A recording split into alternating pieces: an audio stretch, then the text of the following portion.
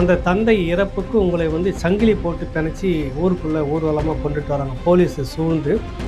அந்த நிலையில தான் தந்தையை அடக்கம் பண்ணுறாங்க. இறுதி நிகழ்ச்சியை அந்த அடக்கம் பண்ணிட்டு வந்த பிறகு உங்கள் தந்தையார் ஆமாம் தந்தையை அடக்கம் செஞ்சுட்டு வந்த பிறகு உங்கள் அப்பாவுக்கு வேணால் செய்யாமல் போயிருக்கலாம்ப்பா. ஆனால் எத்தனை அப்பாக்கள் அம்மாக்கள் சந்தோஷமாக இருக்கிறாங்கிறது உனக்கு தெரியாது.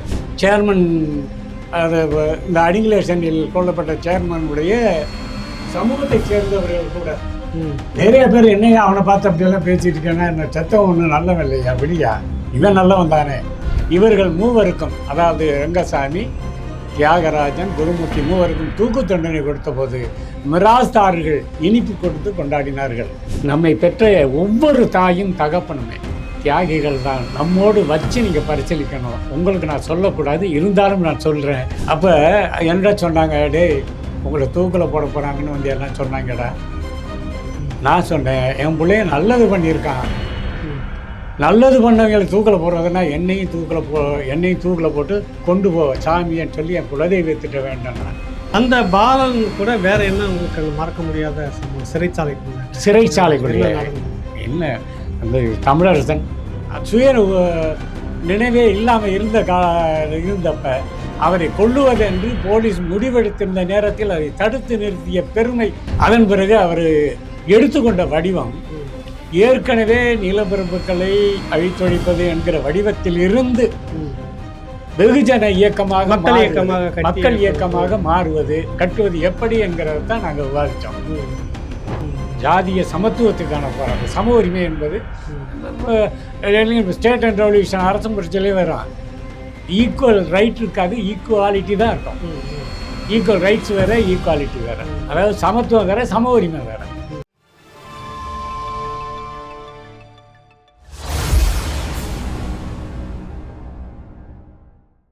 ராவணா பார்வையாளர்கள், தமிழ் உறவுகள் மற்றும் ராவணா நலவிரும்பிகளுக்கு வணக்கம். புதுக்கோட்டை மாவட்டத்தை சேர்ந்த பந்துவக்கோட்டை சொந்த ஊர், அங்கே சேர்ந்த தோழர் குருமூர்த்தி அவர்களை நம்ம சந்திக்கிறோம். நக்சல்பாரி இயக்கத்தில் ஈடுபட்டு 17 ஆண்டுகள் சிறைச்சாலையில் மிக பெரும் கொடுமைகளை அனுபவித்தவர். 7 பதிவு அவரை பற்றி வந்திருக்குது. இன்னும் அவரோடு நாம் பேசி நிறைய தெரிஞ்சிக்க வேண்டியது இருக்குது. வரலாற்றில் இப்படியான மனிதர்களை நம்ம வந்து கடந்துட்டு போக முடியாது. ஏதோ ஒரு வகையில் இந்த மண்ணுக்காக அந்த போராட்டம் சரியா தவறா, அந்த பாதை சரியானதா தவறானதா, இது அப்பாற்பட்டது. இந்த மண்ணுக்கும் மக்களுக்கும் என்ற ஒரு நோக்கத்துக்காக மட்டுமே ஒரு தியாகத்தை செய்து 17 ஆண்டுகள் சிறையில் இருந்த அந்த மனிதரோட வாழ்க்கை எப்படியாக இருந்தது, நம்ம ராவணாவில் 7 பதிவு வந்திருக்குது. தொடர்ந்து அவரோட நம்ம சந்திப்போம், பேசுவோம். வணக்கம் தோழர். வணக்கம். வணக்கம். வணக்கம். உங்களை திரும்பவும் சந்திக்கிறதுல ரொம்ப மகிழ்ச்சி. உங்கள் ஊருக்கு வந்து நேர்காணல் பதிவு எடுத்திருந்தேன். கடைசியாக 7வது அத்தியாயத்தில் முடிக்கும்போது நீங்கள் சிறையில் கைதியாக 17 ஆண்டுகள் இருக்கிற அந்த காலகட்டத்தில் கிட்டத்தட்ட 15வது ஆண்டுன்னு நினைக்கிறேன், 10வது ஆண்டு இருக்கும்போது தான் உங்களுடைய தந்தையார் வந்து இறக்குறாரு. அந்த தந்தை இறப்புக்கு உங்களை வந்து சங்கிலி போட்டு பிணைச்சி ஊருக்குள்ளே ஊர்வலமாக கொண்டுட்டு வராங்க போலீஸு சூழ்ந்து. அந்த நிலையில தான் தந்தையை அடக்கம் பண்ணுறாங்க. அடக்கம் பண்ணும்போது அந்த காவலர்களும் வந்து உங்கள் தந்தைக்கு ஒரு இறுதி வணக்கத்தை செலுத்துறதை நான் நெகிழ்ச்சியாக பார்த்தேன்.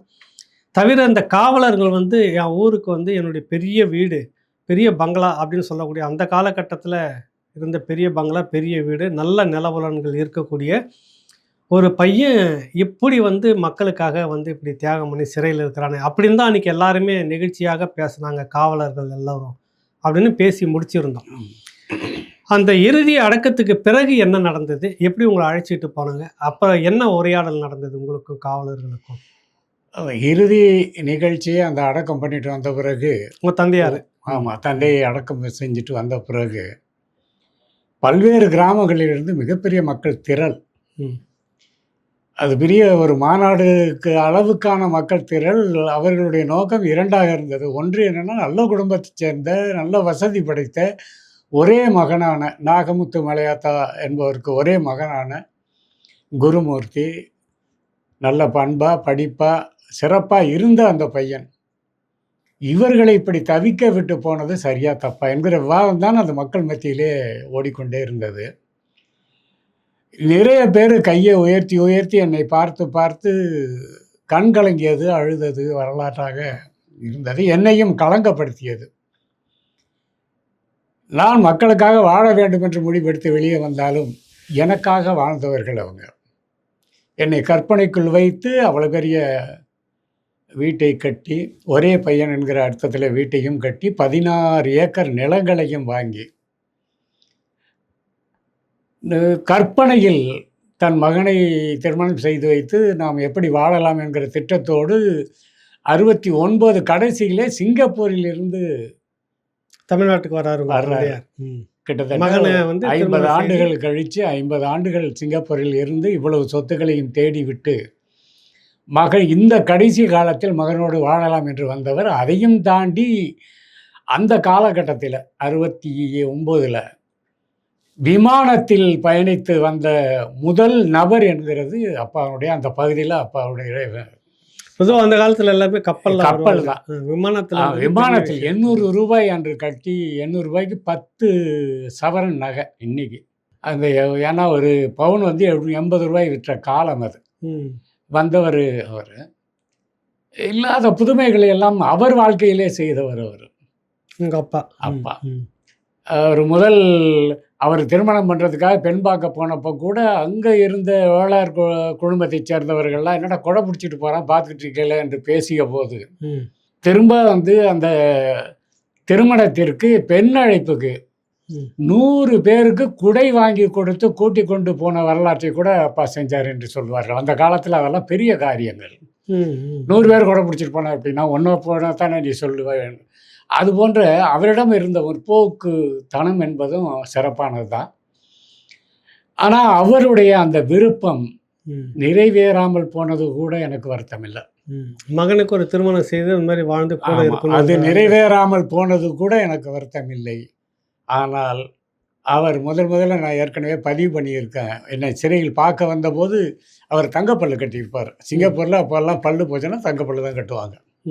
அதை கொண்டு வந்து கையில் வச்சு நான் உன்னை தூக்கும்போது என் மூஞ்சியில் கூட நீ உரைச்சதா எனக்கு ஞாபகம் இல்லை. ஆனால் நீங்கள் வந்த பிறகு என்னை போலீஸ் உதைத்து இந்த இருக்கு அந்த தப்பு பல்லுக்கு நான் தங்கப்பல்லு கட்டிக்கிறேன். போலீஸ் பல்லு அடித்ததில் விழுந்துருது. அதை கையில் எடுத்துக்கொண்டு வந்து கையில் வச்சு அவராழ நாழ பக்கத்தில் இருந்த அண்ணன் ரங்கசாமி ஆழ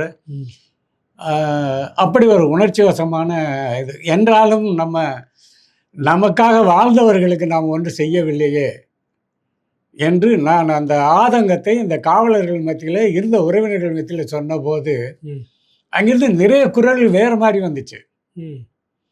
உங்கள் அப்பாவுக்கு வேணால் செய்யாமல் போயிருக்கலாம்ப்பா, ஆனால் எத்தனை அப்பாக்கள் அம்மாக்கள் சந்தோஷமாக இருக்கிறாங்கிறது உனக்கு தெரியாது. இது எனக்கு கிடைத்த மெரிட், அது எனக்கு கிடைச்ச மிகப்பெரிய மரியாதை. மீண்டும் இந்த மக்களோடு வாழ முடியும் என்கிற நம்பிக்கையை தந்தது அந்த இறப்புக்கு பிறகு அந்த மக்கள் மத்தியில் நான் பேசிக்கொண்டது உலாவுனது. அதில் எனக்கு இன்னொரு மிகப்பெரிய மகிழ்ச்சியே என்னென்னா, அந்த காலகட்டத்தில் பந்துவக்கோட்டை பகுதியில் சுற்று வட்டாரத்திலேயே மிகப்பெரிய வீடும் வசதியான குடும்பமும் என்கிற பெயரும் இருந்தது. உங்களுக்கு இருந்தது. அதனால் மற்ற சமூகத்தைச் சேர்ந்தவர்கள் சேர்மன், அது இந்த அடிங்குலேஷனில் கொல்லப்பட்ட சேர்மனுடைய சமூகத்தைச் சேர்ந்தவர்கள் கூட குறை சொல்ல தயங்கினார்கள். நிறைய பேர் என்னையா அவனை பார்த்து அப்படியெல்லாம் பேசிட்டு இருக்கேன்னா என்ன சத்தம் ஒன்று நல்லவன் இல்லையா, விடியா இவன் நல்லவன் தானே என்று மக்கள் மத்தியிலிருந்து வந்த அந்த மரியாதைக்குரிய செய்திகள் இது நக்சல்பாரிகளுக்கு எல்லோருக்கும் கிடைத்தது தான், புலவருக்கும் கிடைத்தது தான், மற்றவர்களுக்கும் கிடைத்தது தான். இதிலிருந்து எனக்கு கிடைத்த ஒரு மிகப்பெரிய தகவல் என்றால் அது கொலை என்ற அர்த்தத்தில் வராது. அழித்தொழிப்பு என்பதை நாங்களே சொன்னால் கூட பொதுமக்கள்லாம் ஏற்றுக்கொண்டாங்க.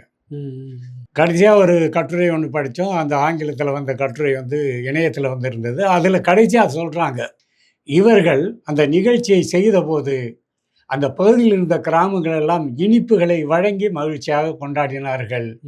இவர்கள் மூவருக்கும், அதாவது ரங்கசாமி, தியாகராஜன், குருமூர்த்தி மூவருக்கும் தூக்கு தண்டனை கொடுத்த போது மிராஸ்தார்கள் இனிப்பு கொடுத்து கொண்டாடினார்கள். ரெண்டும் நடந்தது. காரணம், அவர்கள் எங்கள் மீது கோபப்பட வாய்ப்பில்லாத காரணத்தினால தண்டனை என்கிற அடித்தளத்தில் கொடுக்கப்பட்டதை சந்தோஷமாக ஏற்றுக்கொண்டார்கள். எங்களை வருத்தமாக அவர்கள் பார்த்ததே இல்லை என்பதுதான் வரலாற்று உண்மை. அதுதான் எனக்கு நிரூபிச்சது. அந்த வாகனத்துல திரும்ப உங்களை சிறைச்சாலைக்கு அழைச்சிட்டு போறாங்க. ஆமா, அடக்க முடியுது. ஆமா. அழைச்சிட்டு போறாங்க. அதுல இருந்து என்ன நடந்தது? அப்போ வாகனத்தில் அழைத்து போகும்போது, வாகனத்தில் வரும்போது வந்த காவலர்களுடைய முகம், தோற்றம், ம். பார்வை எல்லாம் வேற மாரி. இந்த நிகழ்ச்சியெல்லாம் முடிந்து போகும்போது, ஒரு உறவினரை கூட்டிச் செல்வது போன்ற ஒரு தோற்றம், பக்குவம் எல்லாமே இருந்தது அவர்களிடம். அந்த அடிப்படையில அவர்கள் பேச்சு கொடுத்து பார்க்கும்போது, நான் நடந்த நிகழ்ச்சி பந்துவக்கோட்டையிலிருந்து எங்க சேலத்துக்கு சேலம் போகணும். ம். கிட்டத்தட்ட 6 மணி நேரம் அல்லது 7 மணி நேரம் பயணம் இருக்கும். ம், ம். அதுங்க அந்த காலத்து போலீஸ் வேனு எப்படி இருக்கும்? அதிகபட்சம் 30 கிலோமீட்டருக்கு மேலே போகாது. ம். அந்த மாதிரியான ஒரு சூழலில் அவர்களெல்லாம் அமர்ந்திருக்கும்போது என்னை அழைத்து கொண்டு போகும்போது அவர்களுக்குள்ள ஒரு உரையாடல் வருது. ம். ஒருமூர்த்தி கவலையாக இருக்க மாதிரி தெரியலை ம். அப்படின்னு சொல்லி ஒருத்தர் சொல்கிறாரு. இன்னொருத்தர் சொல்கிறாரு, கவலை எப்படியா இல்லாமல் இருக்கும், இல்லை நம்மளே கேட்டுருவோம் அவரை. சரி, நீங்கள் வந்துட்டு வர்றீங்க, அதுவும் 10 ஆண்டுகள் கழித்து தான் இப்போ தான் நீங்கள் வந்து ஊர்லேயே கால் வைக்கிறீங்க, உங்களுக்கு எப்படி இருக்கு ம். என்று கேட்டாங்க. கேட்குறாங்க. வாகனத்துல வாகனத்துல வர்றாங்க. போலீஸ். அதிலும் குறிப்பாக அந்த வாகனத்தில் வந்த காவலர்களில் ஒரு குறைஞ்சபட்சம் வந்து ஒடுக்கப்பட்ட சமூகத்தைச் சேர்ந்த காவலர்கள். ம். அவர்களுக்கு வேற மாதிரியான வந்து ஒரு பற்றும் இது வந்துச்சு. அந்த அடிப்படையில் வந்தது. எனவே கேட்கும்போது நான் சொன்னது அதான், நான் விடுதலையாகி எங்கள் அப்பா இறந்து இந்த நிகழ்ச்சியில் வந்து கலந்து கொண்டு எங்கள் அப்பாவுடைய விருப்பப்படி என் தாய் இறந்தபோது கணவனாக நான் மண்ணள்ளி போட்டேன். ம். எனவே அந்த கடமையை உனக்காக நான் செய்தேன். தாய்க்கு தலைமகன் நீ தான் செய்யணும், செஞ்சிட்டேன். ஆனால் என்னை வந்து அனாதையாக ஆக்கிவிட்டு போய்விடாதே, எனக்கு நீ செய்ய வேண்டிய காரியத்தை செய்துவிட்டு போய் என்று கேட்டதை நாம் மரியாதைக்குரிய வடிவத்தில், சிறப்பான வடிவத்தில், மக்களெல்லாம் பேசுகின்ற வடிவத்தில் அது நடந்தே இருக்கிறது. எனவே என் தந்தைக்கு நான் செய்ய வேண்டியதை நான் சிறப்பாக செய்து விட்டதாக கருதுகிறேன். என்றாலும் இந்த மக்கள் மத்தியில் நான் போகிற காலத்தில் எப்படி இருக்கும் என்பதை தெரிந்து கொள்ள இந்த அப்பாவுடைய இறப்பு என்னைக்கு வந்து உற்சாகமூட்டி இருக்கிறது. மக்கள் என்னை ஆதரிப்பார்கள், மக்களிடம் மீண்டும் வாழலாம், மக்களிடம் மீண்டும் என்னுடைய கருத்துக்களை எடுத்துச் செல்லலாம், என் வாழ்வியலை எதில் தொடங்கினோன்னா அதில் முடிக்கலாம் என்கிற அந்த அடித்தளத்திலிருந்து எனக்கு அந்த நம்பிக்கை ஊட்டி இருக்கிறது என்று சொன்னபோது அவங்க சொன்னாங்க, இல்லை தம்பி, நாங்கள் வேறு மாதிரி நினச்சோம். உங்கள் அப்பாவை நினச்சி வேதனைப்பட்டுட்டு வந்திருப்பீங்க, என்ன உங்கள் தங்கச்சி என்ன நினச்சி வேதனைப்பட்டு வந்திருப்பீங்க, அதுவும் 3 குழந்தையோடு இருக்குது, உங்கள் காலில் விழுந்து அழுதுச்சு, அதெல்லாம் நாங்கள் பார்த்தோம். அதே மாதிரி உங்கள் உறவினர்கள், நெருக்கமான உறவினர்கள்லாம் வந்து உங்களை கட்டி பிடிச்சி அழுதாங்க. அவங்க அந்த அழுகையில் நீங்களும் கண்ணீர் சிந்தினீங்க. ஏன்னா உங்களிடம் அந்த உணர்ச்சி இருக்குது. ஆனாலும் நீங்கள் இன்னமும் அந்த நிகழ்ச்சிகளையே நினைத்து கொண்டு அந்த வாழ்க்கைக்கு இது எப்படி பயன்படுத்தலாம் என்றே யோசிக்கிறீங்கன்னா எங்களுக்கு அதுதான் ஆச்சரியமாக இருக்குது. இதெல்லாம் வாகனத்தில் உரையாடல் கிட்டத்தட்ட 6 மணி நேரம்லாம் நடக்குது, உரையாடல்கள்லாம் நடக்குது அப்படின்னு சொல்லி எல்லாம் முடிச்சுக்கிட்டு பேசிக்கிட்டு ரொம்ப நேரம் பேசிக்கிட்டே போனோம். அப்புறம் அவங்கவுங்க கண்ணை ஏற ஆரம்பித்த பிறகு நம்மளும் போனோம். போயிட்டு சேலத்தில் போய் ஒரு கடைத்தெருவில் நிறுத்தினாங்க. அப்போ தான் அந்த மக்கள் கொடுத்த அந்த காசுகளெல்லாம் எண்ணி ஒரு 700 ரூபாய்க்கு மேலே இருக்குது. அந்த நேரத்தில் 700 ரூபாய்ங்கிறது பெரிய காசு. அப்போ ஒரு சவரன் எவ்வளோ? அப்போ சவரன் வந்து 120 ரூபா, சவரன் 120 ரூபா. ஏன்னா இது மக்கள்லாம் கொடுத்தது. அதிலும் குறிப்பாக இந்த சில்லறை காசுகளை எல்லாம் கொண்டு வந்து ஏதாவது செய்ய வேண்டுமே, இப்படிப்பட்ட அந்த பையனுக்கு ஏதாவது பண்ணணுமே என்கிற அந்த ஆதங்கத்தில், அந்த விருப்பத்தில், அந்த மரியாதையில் எனக்கு தரப்பட்ட அந்த காசுகளெல்லாம் எண்ணி கொடுத்துட்டு, சரி நீங்கள் வந்து சிகரெட் பீடி குடிக்கிற ஆள், ஏன்னா சிறைக்குள்ள சிகரெட் ஒரு தடவை பீடியை ஊதுனா தான் கொசு ஒதுங்க, ஒரு 10 நிமிஷம் தூங்கலாம். இல்லைன்னா சரி, ஏன்னா தனித்தனி அறை இல்லை எங்களுக்கு. எனவே அங்கே வந்து பீடி சிகரெட் குடிப்பது என்பது மிகப்பெரிய ஒரு தேவையாக இருந்துச்சு. அதில் பாலன் போன்ற தோழர்கள், கோபால் போன்ற தோழர்களுக்கெல்லாம் அந்த பழக்கம் இல்லை. நான் எங்கள் அப்பா சிங்கப்பூர்லேருந்து வரும்போதே இந்த 555 சிகரெட் கொண்டு வருவாங்க, அவங்க குடிப்பாங்க. அதை எடுத்துகிட்டு போய் பயலோட ஊதியெல்லாம் பழகி தொலைச்சாச்சு. எனவே அப்புறம் என்ன பீடி வாங்கணும் என்னன்னு கேட்டாங்க. நான் சொன்னேன், இல்லை, எங்கள் அப்பாவுடைய நினைவை நான் ஏதாவது ஒன்று செய்யணும். எங்கள் அப்பா அடக்கம் பண்ணிட்டு வந்த பிறகு நான் பீடியை சிகரெட் தொடலை. அங்கு நான் அப்படி ஒரு உறுதிமொழியை எடுத்துக்கொண்டேன். எனவே இனிமேல் இந்த புகைப்பிடிப்பதை நான் நிறுத்திவிட்டேன். என் தந்தை நினைவாக நிறுத்தினேன். இன்ன வரைக்கும் அதுதான் காரணமாக இருக்குது. அந்த கடத்தெருவில் வச்சு நீங்கள் சொல்கிறேன் கடைத்தெருவில் வச்சு இல்லை, அதனால அவங்க வாங்கிட்டு போகலான்றாங்க. ஆமாம், வாங்குறதுனா உள்ளுக்குள்ள அதான் செலாவணி. நீங்கள் ஒரு லிட்டர் பால் வேணும்னா கூட ஒரு கட்டி பீடியை கொடுத்தா தான் பால் கிடைக்கும். ஏன்னா அந்த கைதிகளுக்கு தருகின்ற பாலே அவர்கள்லாம் பீடி வந்து அது கோல்டு பிஸ்கட் மாதிரி கோல்டு தான்.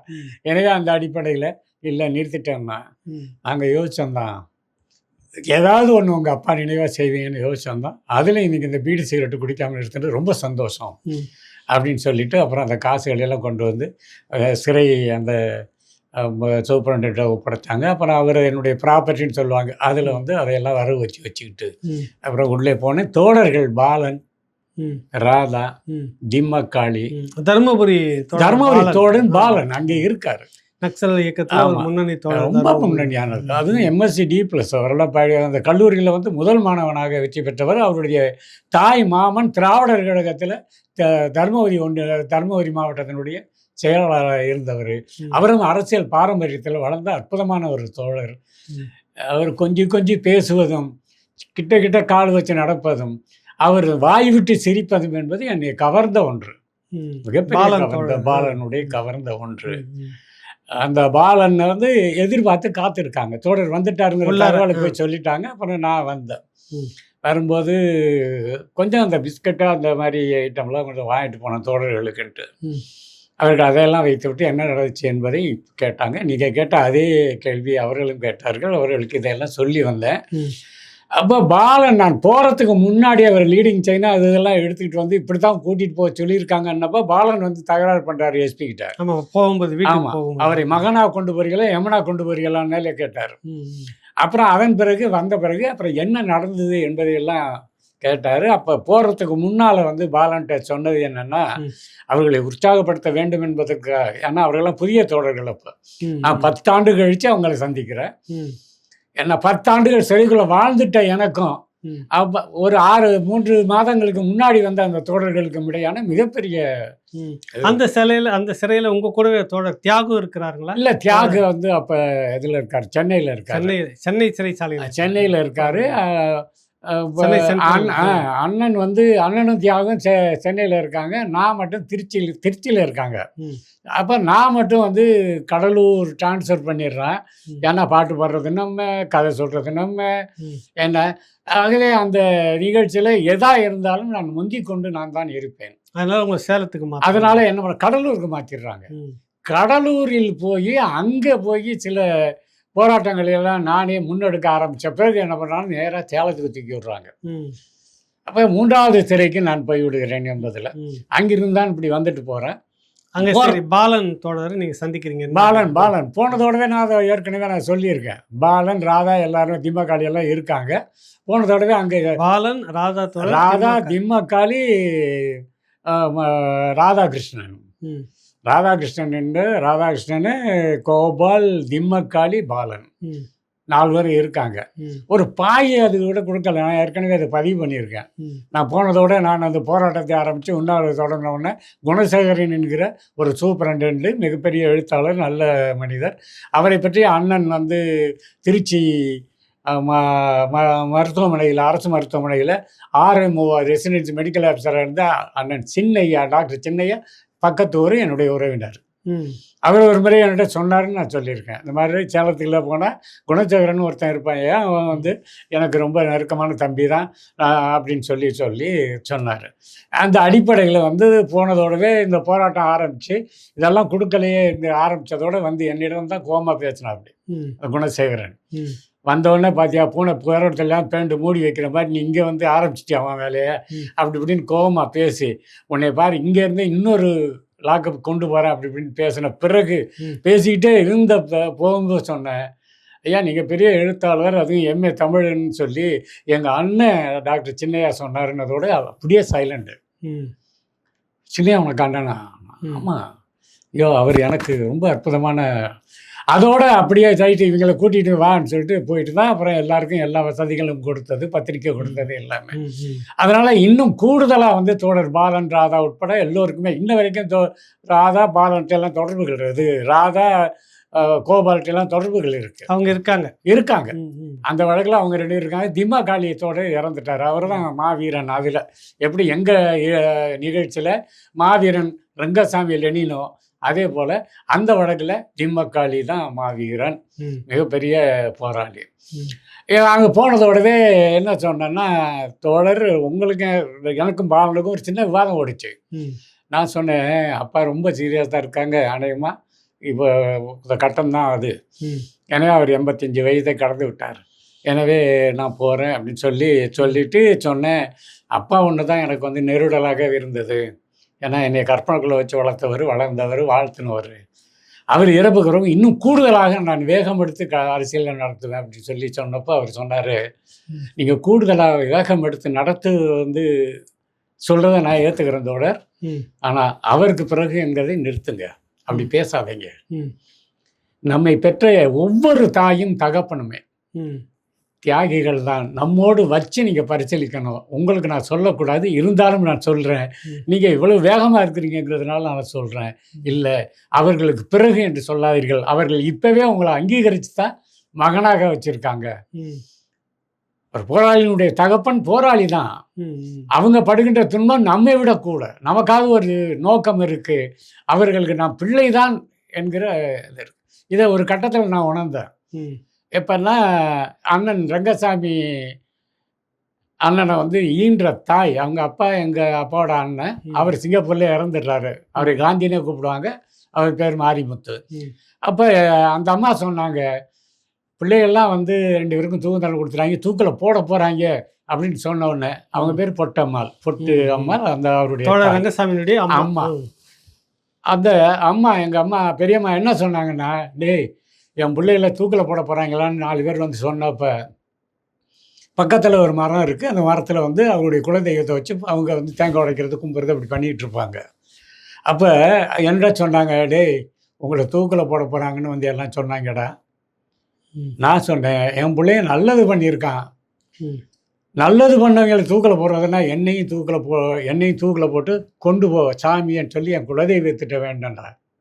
இப்படி ஒரு தாய் இவங்க. என்ன தான் பிள்ளைகள் நல்லதை போராடினாங்க.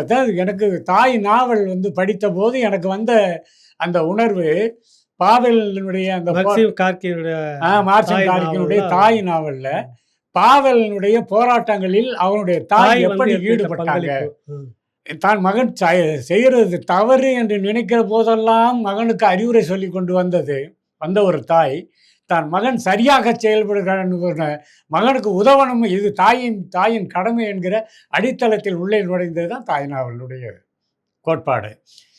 அந்த உணர்வு எனக்கு வந்து பொட்டம்மாள் என்னுடைய அம்மா சொன்னப்போ எனக்கு அந்த உணர்வு இருந்துச்சு. அப்படியெல்லாம் என் பிள்ளைகளை கொண்டு போனால் நானும் வர்றேன், என்னையும் அழைச்சிட்டு போ தெய்வமேன்னு சொல்லி, ஆமாம் குலதெய்வத்திட்ட வேண்டுனேன் என்று அந்த கம்பீர குரல் ஒவ்வொரு மனதிலும் அந்த மாதிரியான ஒரு சிந்தனை இருந்தது அப்படின்னு சொல்லி, அப்புறம் நீங்கள் சொன்னது சரிதான் பாலு, நான் அந்த மாதிரி சொன்னது தவறு. ஏன்னா அவர்கள் வந்து கிட்டத்தட்ட இப்போ எனக்கு 28 வயசு ஆயிடுச்சு.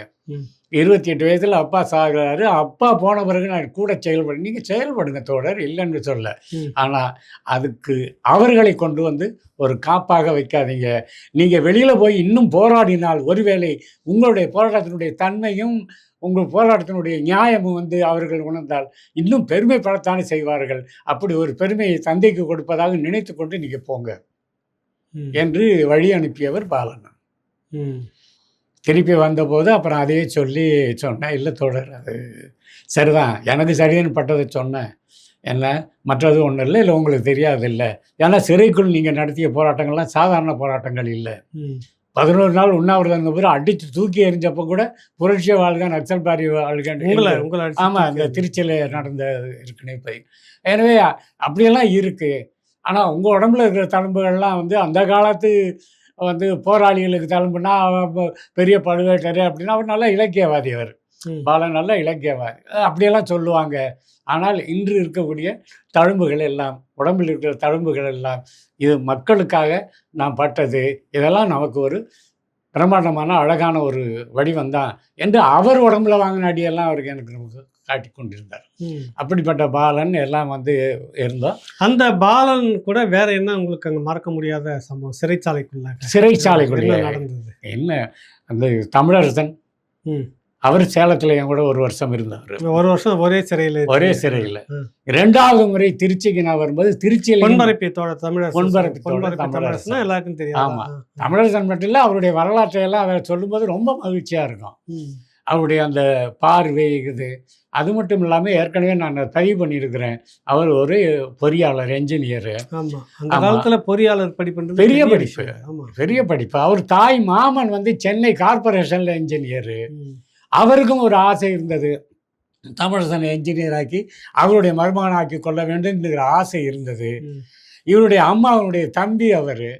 எனவே தமிழரசன் மேலே வந்து அவர் வச்சிருந்த பற்று, அவங்க அம்மா வச்சிருந்த பற்று, அவருக்கு ஒரு தங்கை, அந்த தங்கை அண்ணன் மேல் வச்சிருந்த பற்று, அதை கடைசியாக நம்ம வந்து பார்க்கும்போது கொண்டு வந்து, அது இல்லாமல் என்னுடைய அண்ணன் பந்தோகடை சேர்ந்த என்னுடைய பெரிய மகன் டாக்டர் தங்கராஜ் MBBS திருச்சியில் அவங்க எஸ்கேப் ஆகி அடித்து நொறுக்கி கொண்டு போய் மெடிக்கல் காலேஜில் போட்டப்ப சுய நினைவே இல்லாமல் இருந்தப்ப அவரை கொல்லுவது என்று போலீஸ் முடிவெடுத்திருந்த நேரத்தில் அதை தடுத்து நிறுத்திய பெருமை என்னுடைய அண்ணன் டாக்டர் தங்கராஜ் பந்தோகோட்டையை சேர்ந்த என்னுடைய அண்ணன் தங்கராஜுக்கு போகிறது. ஏன்னா அவர் அந்த இடத்த விட்டு போனால் எல்லாத்தையும் பண்ணிவிடுவாங்களே என்பதற்காக காவந்து பண்ணணும். ஏன்னா எங்களையெல்லாம் நாங்கள்லாம் வளர்த்து எடுக்கிறதுக்கு வளருவதற்கு அண்ணன் தங்கராஜ், ஆசிரியர் வேலு, அண்ணன் பந்தோகோட்டைக்குள்ளேயே நம்ம ஊருக்குள்ளேயே ஆசிரியராக இருந்த வேலு, அண்ணன் தங்கராஜு, இன்னொரு அண்ணன் வந்து விஏஓவாக இருந்த மாரிமுத்து, இப்படி கிட்டத்தட்ட 20க்கும் மேற்பட்ட அரசு ஊழியர்கள் அங்கே. ஒரு நக்சல்பாரி போராட்டத்தையும் ஆயுதம் தாங்கிய போராட்டத்தையும் அங்கீகரிக்கிற அளவுக்கு அதை வளர்த்து எடுத்து செல்ல வேண்டும் என்கிற அந்த உணர்வு பூர்வமாக இருந்த ஒரு ஊர் பந்தோகோட்டை. அங்கே இருந்த ஏற்கனவே மார்க்சியத்தில் ஓரளவு வந்து பாண்டித்யம் பெற்றிருந்தவர்கள் அந்த பகுதி. அப்போ கடைசியாக டப்புன்னு முழிச்சோன்னு வந்து தமிழரசன் முழிச்சிட்டான் அப்படின்னு சொல்லி பார்க்கும்போது கேட்ட முதல் இது எனக்கு இட்லி கொடு, பசியில் இட்லி கொடு என்று கேட்டு அப்புறம் வந்து கொடுத்த அந்த இதெல்லாம் வந்து இருந்தது. அவரை காமது பண்ண பெருமையும் வந்து என்னுடைய எங்களுக்கும் இருந்தது. டாக்டர் தங்கராஜுக்கு, மருத்துவர் தங்கராஜுக்கு இருந்தது. அவரும் முதன்னு வந்துட்டு அந்த படிப்பை முடிச்சுட்டு வந்து கிளினிக் தொடங்கினது சைதாப்பேட்டையில் சாமியார் தோட்டத்தில். ஏன்னா சாமியார் தோட்டம் அன்னைக்கு வந்து மக்கள் கல்வியல் கழகத்தினுடைய மையப்பகுதியாக இருந்தது. எனவே இங்கே தான் பண்ணார். அப்படி உணர்வு பூர்வமாக இருந்த அவர்கள் மத்தியில் வந்த பிறகு பாலனிடம் சரி ஆலோசனையெல்லாம் கேட்டார், எல்லாம் பண்ணோம். அடுத்த 1 மாதம் ஒரு 15 நாளில் அவருக்கு விடுதலை. யாருக்கு? பாலனுக்கு. மற்றவர்கள்லாம் அப்பா நீங்க வந்து சந்திச்சுட்டு வந்த 15 நாளில் பாலனுக்கு மட்டும் விடுதலை. கிட்டத்தட்ட நம்ம பக்தவச்சலம் பிபி பக்தவச்சலம்லாம் கேள்விப்பட்டிருப்பீங்க. மக்கள் சிவில் உரிமை கழகம் அந்த மாதிரியான அமைப்பை சேர்ந்த தோழர்கள் அவங்கெல்லாம் போய் வாதாடி போராடி பாலனுக்கு விடுதலை வாங்கினாங்க. பாலன் எந்த இதுவும் இல்லை என்று விடுதலை பண்ணாங்க. விடுதலை பண்ண பிறகு பாலன் வந்து ஒரு மாதிரியாக வந்து ரொம்ப சோகமாக இருந்த நேரம் அதுதான். விடுதலை வந்து விட்டதே என்கிற மாதிரி உற்சாகமாக வந்து இல்லை. அப்போ உற்சாகப்படுத்துவதற்கு கோபால், திமுகாளி, ராதாகிருஷ்ணன்லாம் போய் அவரை போய் என்ன ஏன் எல்லாரும் ஒன்றா வந்தோம், எல்லாரும் விடுதலையாகி போகிறோம் என்கிற நோக்கம் இல்லாமல் தனக்கு மட்டும் கிடைச்சிருக்கு அப்படின்னு சொல்லி நீங்கள் வந்து நாங்கள் உங்களோட விடுதலை ஆகவில்லையே என்று நீங்கள் கவலைப்படுவது தெரிகிறது. பாலன் தோழர்கிட்ட சொல்கிறீங்க? பாலன் தோழர் நான் சொல்லலை, கோபால், ராதாகிருஷ்ணன், திமுகாளி மூவருமே சொல்கிறாங்க என்ன. ஆனால் இன்னொரு வருத்தம் எங்களுக்கு இருக்குது, நீங்கள் விடுதலாகி போறீங்கிற சந்தோஷம் எங்களுக்கு இருக்குது. ஆனால் வருத்தம் எங்களுக்கு என்ன இருக்குன்னா, பாலனோட விடுதலாகி போனால் பாலனுடன் இருந்து இன்னும் நிறைய போராட்டங்களை செய்ய முடியுமே, அது முடியாமல் போச்சுங்கிறது தான் எங்களுக்கு வருத்தம் தோழர். உங்களுக்கு அந்த சந்தர்ப்பம் கிடைச்சிருக்கு, நீங்கள் போங்க போராடுங்க அப்படின்னு போராடுங்க அப்படின்னு தான் சொல்லி அனுப்புறாங்க. நீங்கள் போய் போராடுவதற்கு உங்களுக்கு ஒரு சந்தர்ப்பம் கிடைச்சிருக்கு, எங்களுக்கு அது கிடைக்கலையான்னு வருத்தமாக இருக்குது. ஆனால் நாங்கள் உங்கள் கூட வரலையான்னு சொல்லி வருத்தப்படாதீங்க, உங்களுக்கு கிடைச்ச சந்தர்ப்பத்தை பயன்படுத்துங்க என்று பாலன் சொன்னாங்க. பாலன் அப்புறம் கொஞ்சம் உற்சாகமானார். எனக்கும் வந்து இவர்கள் வந்து சரி எப்படி இந்த மக்களுக்காக போராடுபவர்கள் மத்தியில் எப்படி இப்படிப்பட்ட ஒரு மனோநிலையை உறுதிப்பாடை தருவது சாரு மஜும்தார்லான மார்க்சிய லெனினிய சிந்தனை என்பதை வந்து அங்கே படம் போட முடிஞ்சது, கற்றுக்கொள்ள முடிந்தது. அதன் பிறகு அவர் எடுத்துக்கொண்ட வடிவம் ஏற்கனவே நிலப்பரப்புகளை அழித்தொழிப்பது என்கிற வடிவத்தில் இருந்து வெகுஜன இயக்கமாக மக்கள் இயக்கமாக மாறுவது, கட்டுவது எப்படி என்கிறதான் நாங்கள் விவாதித்தோம். ஆயுத வழியை விட்டுட்டு ஆயுத வழிங்கிறது ஒரு என்ட்ரன்ஸ். நிறைய பேர் இந்த துரைசண்முகம் கூட அருமையாக ஒரு வெளியீடு செஞ்சிருக்காரு, பார்த்தீங்க, அதில் படிச்சிருப்பீங்க. அவர் சொல்றாரு ஆயுத போராட்டம் என்பது என்ன, அது ஒரு முகப்பு. அதன் பிறகு மக்களை துணிச்சலாக்குவதற்காக எடுத்துக்கொள்ளுகின்ற நடவடிக்கை, எதிரியை பலவீனப்படுத்துவதற்காக எடுத்துக்கொள்ளுகின்ற ஒரு நடவடிக்கை அது. ஆனால் அதுவே கடைசி வரைக்குமான மார்க்கம் இல்லை. மக்களை திரட்டுவது அடுத்த கட்டமாக நம்ம செய்யணும், அந்த மாதிரியெல்லாம் செய்யணும் என்பதில் குறிப்பாக என்னுடைய வலியுறுத்தல் என்னவா இருந்ததுன்னா, அதுவும் தருமபுரி பகுதிகளிலெல்லாம் வந்து இந்த ஜாதிய ஒடுக்குமுறை ரொம்ப அதிகம். அது அவரும் ஒற்றுக்கொண்டார். ஜாதிய ஒடுக்குமுறை டீ கடையில் கூட தனியாக அது இந்த மாதிரியெல்லாம் இருக்கணும். அப்போ ஜாதிய சமத்துவத்துக்கான போராட்டத்தை நீங்கள் கையில் எடுக்கணும் என்பது என்னுடைய கோரிக்கையாக இருந்தது. ஜாதிய சமத்துவத்துக்கான போராட்டம், சம உரிமை என்பது ஸ்டேட் அண்ட் ரெவல்யூஷன் அரசும் புரட்சியிலே வரும். ஈக்குவல் ரைட் இருக்காது, ஈக்குவாலிட்டி தான் இருக்கும். ஈக்குவல் ரைட்ஸ் வேற, ஈக்குவாலிட்டி வேற. அதாவது சமத்துவம் வேற, சம உரிமை வேற. எல்லாருக்கும் சம உரிமை என்பது அது சமத்துவத்தை கெடுத்து அழிச்சிருங்கிறாரு லெனின். நிறைய பேர் இங்கே சொல்கிறாங்கல்ல சம உரிமை சமுதாயம், எப்படி சம உரிமை சமுதாயம் எப்படி இருக்கும்? சமத்துவ சமுதாயம் தான் இருக்கும். சமத்துவத்தை பொருளாதார சமத்துவம் தான். பொருளாதாரம் இல்லாத சமத்துவம் என்பது எங்கேயுமே போய் தேடவும் முடியாது, ஒன்றும் முடியாது. எனவே இந்த ஜாதிய சமத்துவத்துக்கான இதை நீங்கள் செய்யணும் அப்படின்னு சொன்னோம். அதன் அடித்தளத்திலிருந்து பரிசீலித்து பாலன் வெளியே வந்தவன இருந்த பெரிய நக்சல்பாரி இயக்கத்தை சேர்ந்த தோழர்களுக்கெல்லாம் மிகப்பெரிய உற்சாகம், அற்புதமான வரவேற்பு அவருக்கு. பல கிராமங்களில் போய் நிகழ்ச்சிகளை பண்ணுறாரு, எல்லாம் பண்ணுறாரு. ஆமாம், அப்படி பண்ணிவிட்டு அதில் கிடைச்ச பலனை எடுத்துக்கிட்டு ஒரு 15 நாளில் திரும்ப வந்து எங்களை இன்டர்வியூ பண்ணுறாரு. அதாவது மனு போட்டு பார்ப்பாங்கன்னு சொல்லுவாங்க. விடுதலையான போயிட்டு 15 நாள் கழிச்சு வந்து எங்களை பார்க்குறாரு. வரும்போது ஒரு கட்டு பீடி பண்டிலையும் வாங்கிட்டு வர்றாரு. நான் அவர்கிட்ட சொன்னேன், அப்பா அனுமதிப்பாங்களா அந்த மாதிரிலாம்? இல்லை, வாங்கிட்டு வந்து கொடுக்கணும். அப்படி கொடுத்தா தான் வாங்கி கொடுப்பாங்க உள்ள. வேறு இல்லாமல் அவன் டிபார்ட்மெண்ட் என்ன பண்ணுவானா, திடீர்னு வந்து செக் பண்ணும்போது அவன்கிட்ட பீடி நிறையா இருந்துச்சுன்னா என்ன பண்ணா, எப்படி வந்துச்சுன்னு கேட்பான்.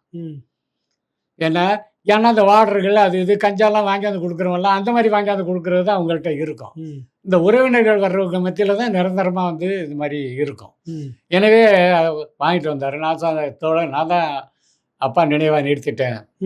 அதை ஏற்கனவே நான் பதிவு பண்ணியிருக்கேன். இந்த டாக்டர் வந்து என்னோட சொல்லி என்ன, ஏன்னா ஏற்கனவே கொஞ்சம் இருமல் கூட இருந்ததுனால பீடி குடிக்கிறத நிறுத்திட்டு நீ வந்து அது எப்படிங்க பீடி குடிக்க அதுக்கு நான் வந்து கட்டுரையே எழுதினேன்.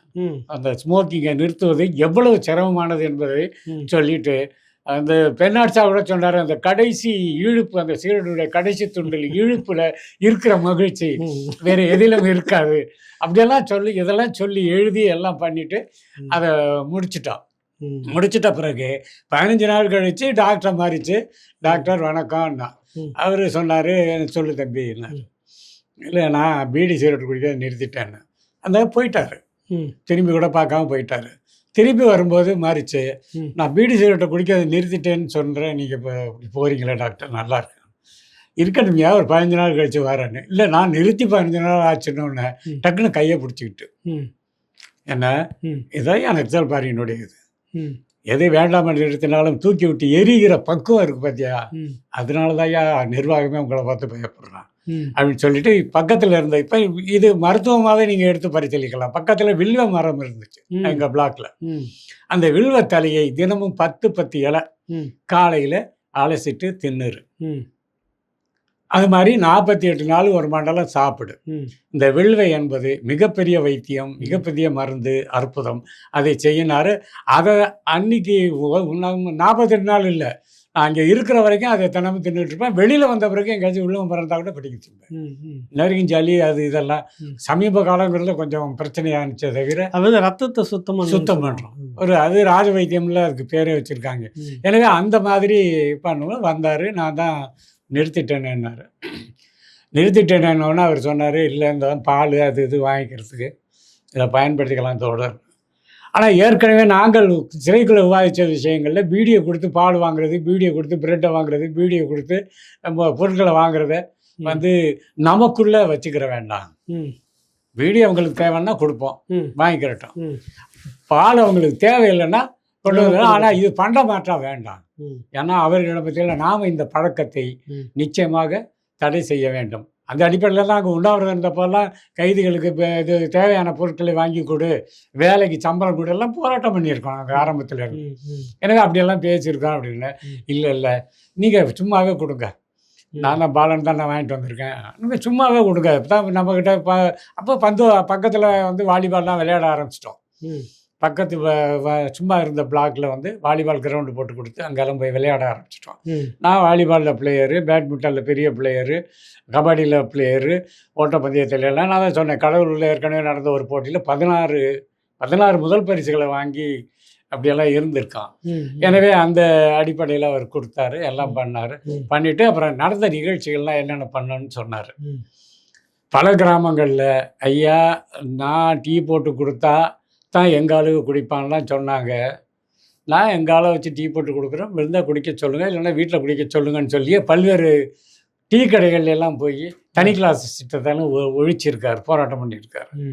இந்த அடிப்படையில் தான் கடைசியாக என்ன நடக்குதுன்னா, அந்த அன்பழகன் சொல்லக்கூடிய ஒரு எம்எல்ஏ, ஏற்கனவே நான் அதை சொல்லியிருக்கேன், அவங்க அப்பா வந்து அங்கே வேலை செஞ்ச ஒருத்தனை வந்து பிடிச்சி கட்டி வைக்கிறாரு, கட்டி வச்சு அடிக்கிறாரு. அதே நேரத்தில் அந்த அம்மா அவருடைய மனைவி வந்து காலை கட்டிட்டு அழுகிறாங்க, என் புருஷனை விடுன்னு சொல்லி அவங்கள எட்டி உதைக்கிறாரு அந்த எம்எல்ஏனுடைய அப்பா.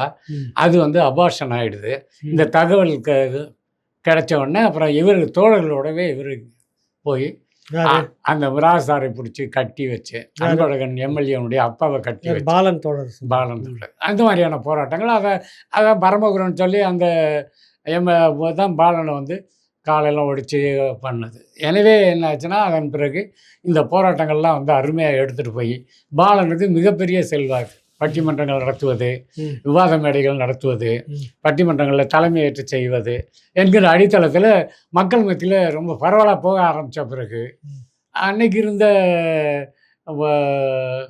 அந்த எம்எல்ஏ போன்ற அதுக்கு அதிமுக எம்எல்ஏ தான், அவங்களுக்கெல்லாம் என்ன வந்துடுச்சுன்னா, இல்லை எங்களுக்கெல்லாம் அழிவு நெருங்கிட்டுருக்கு, பாலனை நீங்கள் பண்ணணும், அழிச்சே ஆகணுங்கிற மாதிரி பேசி போலீஸோடு பேசி தான் முடிவு பண்ணி ஒரு பட்டிமன்றம் நடக்குது. ஆனால் பட்டிமன்றத்தில் வந்து அவர் நடுவர். பட்டிமன்றம் என்னென்னா, உழைக்கிற மக்களுடைய உடனடி எதிரி நிலப்பரப்புகளா காவல்துறையா, இதுதான் பட்டிமன்றம். இதுதான் பட்டிமன்றம். அந்த அதுக்கு மேற்கொண்டு நம்ம அடுத்த கட்டத்தில் இதை பற்றி விரிவாக பேசணும். சரிங்க, நன்றி வணக்கம். நன்றி வணக்கம்.